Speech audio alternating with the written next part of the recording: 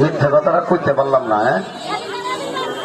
আগে নিয়ে খাইছে ভালো, কি কয় ওই 4 পাতা দেন, ওখান থেকে নিয়েছিলাম 10 পিস 100 টাকা দিয়া।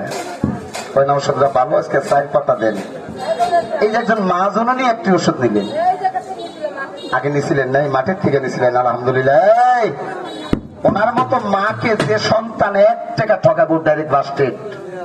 বাজান ওষুধ বিক্রি করতে যে কথা বলতে হয় আমি জানি, এখানে বলা যাবে না। কারণ কি, সব জায়গায় সবকিছু বলা যায় না রে বাজান। বৃক্ষ তো বললাম বলে পরিচয়, পানিতে নামলে বলে প্রসাবের ব্যাগ হয়। আইন আমার সামনে কি কইছে? হ্যাঁ নিয়েছিল, খাওয়ার পরে মরে গেছে। ও না, ও রোগ মারা গেছে।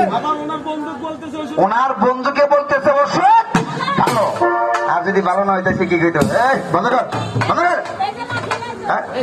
লাঠি দিয়ে ভাই দিয়ে মানজার ডিভে করে নিত। আমরা আবার ওই 2 নম্বর ওষুধের লগে আমরা কাজ করি না।